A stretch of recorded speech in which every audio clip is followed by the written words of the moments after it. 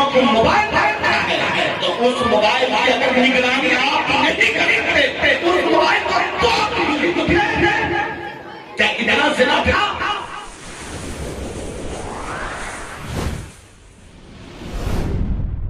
جمیلہ بازار کا ذکر کیا تقریباً 2 منٹ کا.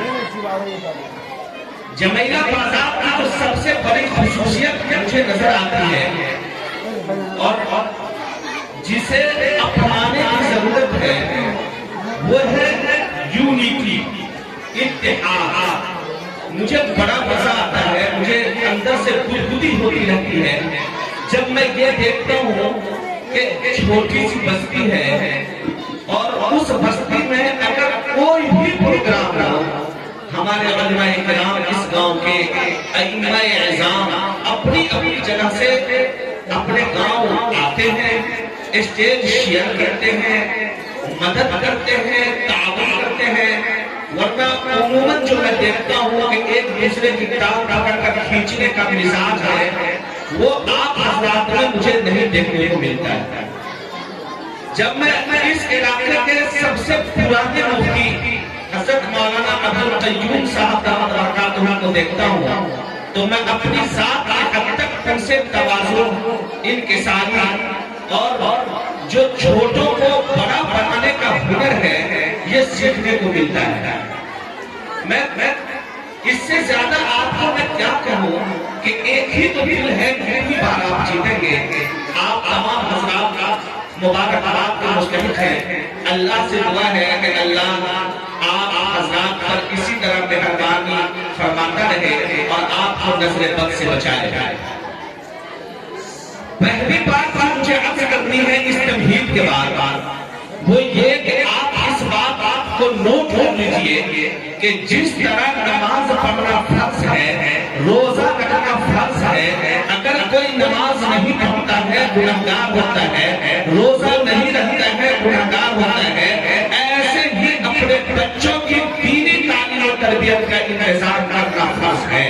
اگر کوئی ماں باپ اپنے بچوں کی دینی تعلیم و تربیت کا انتظام نہیں کرتا ہے تو وہ ویسے ہی گنہگار ہوتا ہے جیسے نماز چھوڑنے والا گنہگار ہوتا ہے، روزہ نہ رکھنے والا گنہگار ہوتا ہے. بڑا بدقسمت ہے اور بہت اپنے آپ کو بدقسمت سمجھنا چاہیے ان لوگوں کو جن کو اللہ نے اولاد کی نعمت سے نوازا ہے اور وہ اپنی اولاد کو کم عمری میں جری کا کام سیکھنے کے لیے، لوم مشین چلانے کے لیے، کانٹی مشین چلانے کے لیے ممبئی میں اور بھنڈی میں اور دلی میں اور لدھیانہ میں ڈال دیتے ہیں. وہ بچہ بڑا ہوتا ہے اور بڑا ہوتا ہے اور بڑا ہوتا ہے، شراب پینے لگتا ہے، جوا کھیلنے لگتا ہے، چور ہو جاتا ہے، اچمکا بن جاتا ہے، سودی کاروبار میں مبتلا ہو جاتا ہے، رشوت کھانے لگتا ہے. ذرا تصور کیجیے کہ میدان محشر قائم ہوگا، رب ذوالجلال اپنے چاہو جلال کے ساتھ بیٹھے ہوں گے اور حالت یہ ہوگی کہ کسی نبی کی یہ ہمت نہیں ہوگی کہ جان کا سفارش کرے. کہیں آپ کا بیٹا اللہ کے سامنے آ جائے اور اللہ فرشتوں سے یہ کہے کہ یہ لڑکا چور تھا، یہ ڈکیت تھا، یہ نافرمان تھا، یہ نماز نہیں پڑھتا تھا، اس کی ٹانگ پکڑو، منہ کے بل گھسیٹو اور جہنم میں پھینک دو. روایت کے جملے میں احادیث کے ٹکڑے ملیں گے. وہ لڑکا اللہ کی طرف دیکھے گا، پھر ماں باپ کی طرف دیکھے گا اور کہے گا اللہ اگر میں چور ہونے کی وجہ سے، نافرمان ہونے کی وجہ سے، ڈکیت ہونے کی وجہ سے، سود کھانے کی وجہ سے، زنا کرنے کی وجہ سے، شراب پینے کی وجہ سے جہنم میں جانے کا مستحق ہوں تو اللہ مجھ سے پہلے میرے اس ماں باپ کو جہنم میں ڈال دے، کیونکہ انہوں نے مجھے پیسوں کی مشین تو بنایا، پیسے کمانے والی فیکٹری تو بنایا، لیکن آپ کی معرفت سے مجھے دور رکھا، مجھے آپ کے بارے میں نہیں بتلایا، آپ کی شریعت کے بارے میں نہیں بتلایا، رسول اللہ کے بارے میں نہیں بتلایا. تو اللہ اگر میں جہنم میں جانے کا مستحق ہوں تو اس کی وجہ میرے ماں باپ ہیں، مجھ سے پہلے میرے ماں باپ کو جہنم میں ڈالے گا. ایک لڑکا اپنے باپ کا مرڈر کر دیتا ہے. کیوں؟ صرف اس لیے کہ ایک باپ نے ایک بھائی کو زیادہ زمین دے دی، دوسرے بھائی کو کم زمین دی. تو جس بھائی کو کم زمین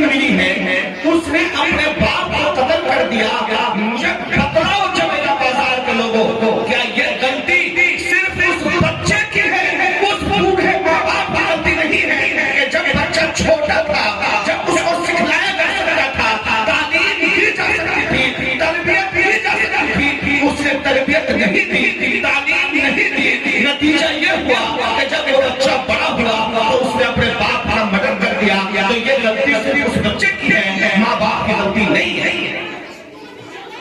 ایک لڑکا ہے، وہ مٹھائی کا پیکٹ چھپائے ہوئے ہے، گھر میں گھستا ہے، 80 سال کا پورا باپ 70 سال کی پوری ماں ہے، اس سے چھپاتا ہوا وہ مٹھائی کا پیکٹ اپنی بیوی کے پاس گھر میں لے جاتا ہے، مٹھائی نکالتا ہے، بیوی کے منہ میں دبانا ڈالتا ہے، اور 80 سال کا بوڑھا باپ اور 70 سال کی بوڑھی ماں باہر بیٹھی ہوئی ہے، اور بیٹا کو یہ توفیق نہیں ہوتی کہ ماں باپ سے پوچھ لے کہ ابو یا امی آپ مٹھائی کھائیں گے یا نہیں۔ تو کیا یہ غلطی صرف اس بچے کی ہے، اس ماں باپ کی غلطی نہیں ہے کہ جب بچہ چھوٹا تھا، جب اس کو پڑھایا جا سکتا تھا، سکھلایا جا سکتا تھا، تعلیم دی جا سکتی تھی، اس عمر میں اس کو پیسے کی مشین بنایا، اس عمر میں اس کو ممبئی بھیجا، دلی بھیجا، بھیوندی بھیجا، جڑی کا کام سکھلایا تاکہ 10,000 12,000 روپیہ بھیجے اور میں یہاں پر عیش کروں۔ وہ بچے اپنی تعلیم سیکھنے کے زمانے میں جب کچھ نہیں سیکھا اور آج وہ کرمنل بن گیا ہے، آج وہ مجرم بن گیا ہے، آج وہ ماں باپ کا نافرمان بن گیا ہے، تو کیا یہ غلطی صرف اس بچے کی ہے، اس بوڑھے ماں باپ کی غلطی نہیں ہے کہ اس نے اس کی تربیت نہیں کی؟ آج ایک بیٹا اپنی بیوی پر ہاتھ مارتا ہے، مارتا ہے، بیوی روتی ہے، چیختی ہے، چلاتی ہے، اس کے گھر والے کمزور ہے، لڑکی کا میکا کمزور ہے، اس کی مدد کو کوئی آ نہیں رہا ہے، اس کا سسر حاجی صاحب ہے، 5 وقت کا نمازی ہے، تبلیغی جماعت میں بھی جاتا ہے، عالم بھی ہے، لیکن اس کی ہمت نہیں ہے کہ بیٹا کا کٹا پکڑے اور ہاتھ پکڑے اور کہے ہمارے گھر میں اللہ نے ایک مہمان بھیجا ہے، اللہ کی نعمت تمہارے گھر میں آئی ہے، تمہیں حق نہیں ہے کہ تم اس پر ظلم کرو۔ اگر یہ ہمت اس باپ کو نہیں ہے تو کیوں؟ اس لیے کہ بچہ جب سیکھنے کی عمر میں تھا تو باپ نے اس کو سکھایا نہیں، بچہ جب تعلیم حاصل کرنے کی عمر میں تھا تو باپ نے اس کو تعلیم نہیں سکھائی، بچہ جب تربیت کے مرحلے میں تھا تو باپ نے تربیت نہیں دی۔ آج آپ کے مولانا اعجاز صاحب اس مکتب باب الریان کے اسٹیج سے آپ کے بچے کو ویسی ہی تربیت دے رہے ہیں جس تربیت کے حق اور آپ متقاضی ہے۔ انشاءاللہ مکتب باب الریان کا ایک لڑکا جب وہ بڑا ہوگا، 20 سال کی عمر کو پہنچے گا، 25 سال کی عمر کو پہنچے گا، تو اللہ کی ذات اور بھروسہ ہے کہ وہ لڑکا جب بڑا ہوگا تو معاشرے کو ایک اہم تشکیل کا سبب بنے گا، ایک مؤثر تشکیل کا سبب بنے گا۔ وہ بچہ جب بڑا ہوگا وہ چور نہیں بنے گا، ڈکیت نہیں بنے گا، وہ معاشرے میں سود و رواج دینے والا نہیں بنے گا، رشوت کھانے والا نہیں بنے گا، زنا کو فروغ دینے والا نہیں بنے گا۔ انشاءاللہ مکتب باب الریان کا ایک ایک بچہ کہے گا کہ میں ابو بکر، عمر فاروق اور عثمان غنی اور علی ابن ابی طالب کی اولاد ہوں، اس کا خون ہمارے گھر میں دوڑ رہا ہے اور ہمارے سامنے مشن ہے، ہمارے سامنے ہدف ہے اس دین کو پہنچانے کا، جس دین کو پہنچانے کے لیے نبی کائنات نے اپنے دانت توڑوائے تھے، جس دین کو پہنچانے کے لیے نبی کائنات نے اپنی 2 بیٹیوں کو طلاق دلوائی تھی، جس دین کو ہم تک پہنچانے کے لیے اپنے پھول جیسے بدن سے لہو کے قطرے گرائے تھے، اس نبی کے دین کو ہم پہنچائیں گے۔ اگر امید ہے کہ جمیلہ بازار کی اس دھرتی پر جب تک مکتب باب الریان قائم رہے گا، انشاءاللہ اس کا ایک طالب علم، اس کا ایک بچہ معاشرے کے لیے ایک اہم قریب ہوگا، اپنے وقت کا ابو حنیفہ ہوگا، اپنے وقت کا امام شافعی ہوگا، اپنے وقت کا احمد بن حنبل ہوگا، اپنے وقت کا امام مالک بنے گا، حسین احمد مدنی بنے گا، محمود الحسن دیوبندی بنے گا۔ انشاءاللہ اگر یہ مکتب کا وجود رہے گا، ہمارا بھی وجود رہے گا، یہ مکتب باقی رہے گا، ہماری لڑکیاں اپنے سروں پر آنچل رکھیں گی، سر پر حجاب رکھیں گی، پورے پردے کے ساتھ رہیں گی، جس طرح ہماری بیٹی آج اسٹیج پر آ رہی تھی، فاطمہ الزہرا کا نقشہ ہمارے سامنے آ رہا تھا، ہم بیٹھ کر یہ سوچ رہے تھے کہ نبی کائنات کی بیٹیاں زینب، کلثوم اور رقیہ اسی طرح اپنے بدن کو ڈھانپتی ہوں گی، اسی طرح اپنے بدن کو ڈھانپ کر لوگوں کے سامنے دعوت و تبلیغ کا کام انجام دیں گی۔ انشاءاللہ یہ پہلا پیغام میرا آپ حضرات کے لیے کہ اپنے بچوں کو دینی تعلیم سے آراستہ کریں۔ دوسرا پیغام میری ماں اور بہنیں بیٹھی ہوئی ہیں، میں کہنا نہیں چاہتا ہوں ماں بہنوں کے سامنے، لیکن اگر نہ کہوں تو کب کہوں؟ اگر نہ کہا جائے تب کہا جائے۔ یہ بات آپ اپنے دل میں بیٹھا لیجیے اور یقین کر لیجیے کہ جس ملک میں ہم رہ رہے ہیں یہ ملک انتہائی نازک صورتحال سے گزر رہا ہے۔ ہماری آنے والی نسل ایمان پر باقی رہیں گی یا نہیں ہم یقین کے ساتھ نہیں کہہ سکتے۔ پورے منظم سازش کے تحت، پورے منظم سازش کے تحت یہ کوشش کی جا رہی ہے کہ ہماری مسلم لڑکیاں غیر مسلم لڑکوں کے ساتھ شادی کریں۔ اس کے لیے غیر مسلم لڑکوں کو فنڈ فراہم کیا جا رہا ہے، پیسے دیے جا رہے ہیں، وہ مسلم لڑکیوں کو اپنی محبت کے جال میں پھنسا رہا ہے، اس کو ہوٹل اور پارک کو گھمانے کا جھانسا دیتا ہے، محبت اور پیار کے جال میں پھنسا کر اس سے شادی کرتا ہے، اور جب جسمانی بھوک اس کی ختم ہو جاتی ہے تو پھر اس کو قتل کر دیا جا رہا ہے، پھر اس کی لاش ٹرین کی پٹری پر ملتی ہے اور کبھی کسی اور جگہ ملتی ہے اور پولیس اس کو خودکشی کا کیس ثابت کر کے فائل بند کر دیا گیا۔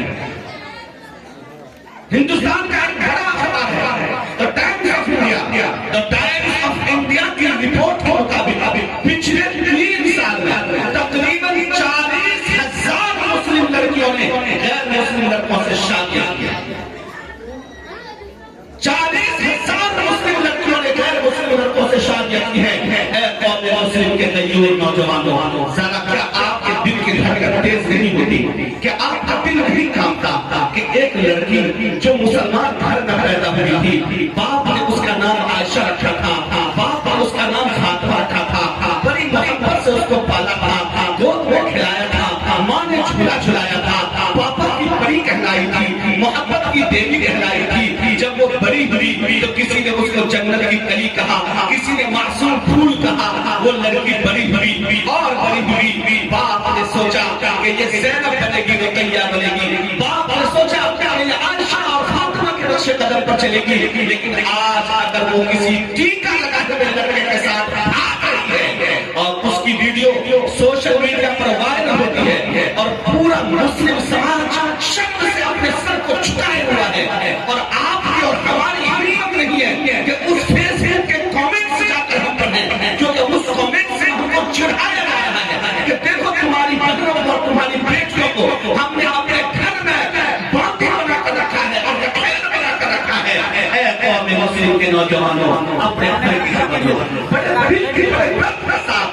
جھجک کے ساتھ اور بڑی چیز کے ساتھ میں کہنا چاہتا ہوں، ذرا اپنے گھر کی خبر لو۔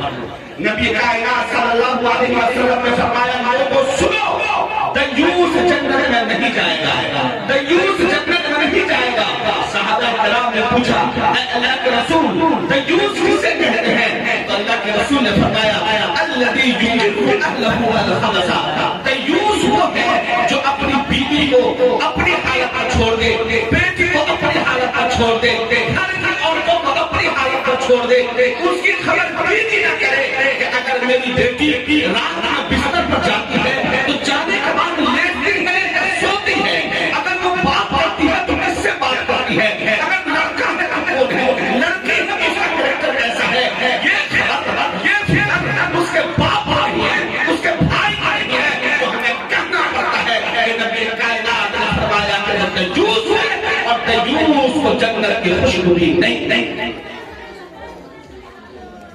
کیا آج ہمیں شرم نہیں آتی کہ ہماری 16 سال کی بچیاں، 17 سال کی بچیاں جس کے دودھ کے دانت نہیں پھٹے، جس کی شادی نہیں ہوئی ہے، وہ ہاتھ میں موبائل پکڑی ہے اور سر کا آنچل، سر کا دوپٹہ کمر میں بندھا ہوا ہے اور گاؤں کے ایک کنارے سے لے کر دوسرے کنارے تک بات کرتے ہوئے چلی جاتی ہے، اور اس کے باپ کی ہمت نہیں ہے کہ پوچھے کہ تمہاری تو شادی نہیں ہوئی ہے، تم کس سے بات کر رہی ہو؟ اس کے بھائی کو نہیں ہے کہ تمہارے ہاتھ میں موبائل کیوں؟ اگر تم ٹیوشن لے رہی ہے، اگر تم پڑھ رہی ہو، تمہارے ٹیوشن کا وقت کون سا ہے؟ تمہارے پڑھنے کا وقت کون سا ہے؟ آپ اس کے واٹس ایپ کو چیک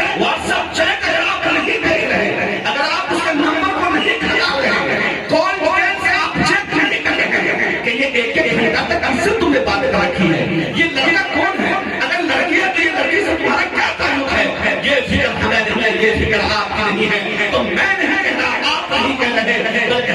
کے نبی فخر موجودات احمد مجتبی محمد مصطفیٰ سرور کونین صلی اللہ علیہ وسلم کا ارشاد ہے کہ وہ دیوس ہے اور وہ جنت کی خوشبو بھی نہیں پاتا۔ ایک لڑکی ہے جو یہ سوچتی ہے کہ میں ایک مسلمان گھر میں پیدا ہوئی ہوں، وہ یہ سوچ رہی ہے کہ ہم مسلمان گھر میں پیدا ہوتے ہیں، اسلام کا ہم زندہ رہیں گے، ایمان پر ہماری موت آئے گی۔ آخر کہاں پر یہ پٹری بدل جاتی ہے کہ وہی لڑکی جو پورے حجاب کے ساتھ رہ رہی ہے، وہی لڑکی جو پورے جسم کو ڈھانپ کر رہ رہی تھی، کون سا جادو ہوا، کون سا ٹونا ہوا کہ اس کے ہاتھ بہکنے لگے، اس کی نظر بہکنے لگی، اور نتیجہ یہ ہوا کہ ماں باپ سب شرم سے جھک گیا۔ اب اس کا باپ چوک پہ جا کر چال کرنے کے لائق نہیں ہے، اس کا بھائی 10 آدمی کے درمیان بیٹھنے کے لائق نہیں ہے۔ ایسا کیوں؟ اس کی وجہ بتاتا ہے۔ غور سے سنو، اگر کوئی لڑکی کسی لڑکے سے بات کرتی ہے تو میں تھوڑی دیر کے لیے فرض کر سکتا ہوں کہ اس گھر کے مردوں کو معلوم نہیں، ہو سکتا ہے باپ کو معلوم نہ ہو سکتا ہے بھائی کو معلوم نہ ہو سکتا ہے اس گھر کے مرد کو معلوم نہ ہو، لیکن یہ بات میں کسی بھی صورت میں تسلیم کرنے کو تیار نہیں ہوں کہ اس گھر کی عورتوں کو معلوم نہ ہو، اس کی ماں کو معلوم نہ ہو، اس کی بھابھی کو معلوم نہ ہو، اس کی ماں بھی کو معلوم نہ ہو، اور کو یہ بات معلوم رہتی ہے،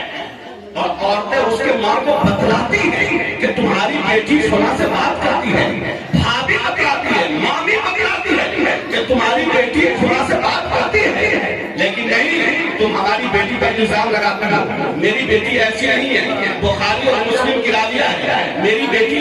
بہت ہی نیک سیرت ہے، میری بیٹی بہت ہی نیک سیرت ہے۔ نتیجہ یہ ہوا کہ وہ لڑکی جب اپنا آخری قدم رکھ دیتی ہے جہنم کے کنارے، تب ماں کی آنکھ کھلتی ہے اور باپ کی آنکھ کھلتی ہے، اور تب اسے احساس ہوتا ہے کہ کہنے والے نے صحیح کہا تھا، اے کاش میں وقت پر دھیان دیا ہوتا، اے کاش وقت پر دھیان دیا ہوتا، اس وقت اگر میں نے وقت کا ادراک کر لیا ہوتا اور حالات کا ادراک کر لیا ہوتا تو شاید ہم اس شرمساری سے بچ جاتے۔ اس لیے میرا دوسرا پیغام یہ ہے کہ اپنے گھر کی لڑکیوں پر خصوصی توجہ دیجیے۔ کہنے والے کہتے ہیں کہ اگر لڑکیاں جوان ہو جائیں تو ماں باپ کے پاس 4 آنکھیں ہونی چاہیے، مکمل طور پر اس کی نگاہ تیز ہونی چاہیے۔ اگر آپ نے مجبوری میں اپنے بچیوں کو موبائل دینا ہے تو اس موبائل کی اگر نگرانی آپ نہیں کرتے اس موبائل کو توڑ دیجیے۔ ہماری بیٹی چاہیے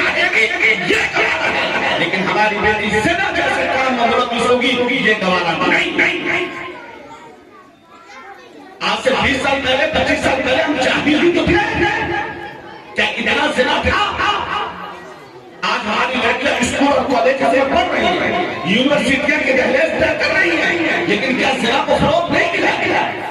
کیوں؟ اس لیے کہ ہم ترقی معکوس کر رہے ہیں، ہم الٹی ترقی کر رہے ہیں۔ اگر ہم سیدھی ترقی کرنا چاہتے ہیں تو ضرورت اس بات کی ہے کہ آپ اپنے بچیوں کو دینی تعلیم اور دینی تربیت کا پختہ انتظام کیجیے۔ یہ میری دو گفتگو تھی، امید ہے کہ اللہ رب العزت آپ کو اور آپ سے پہلے سے مجھے عمل کرنے کی توفیق عطا فرمائے گا۔ وما توفیقی الا باللہ، وآخر دعوانا ان الحمد للہ رب العالمین۔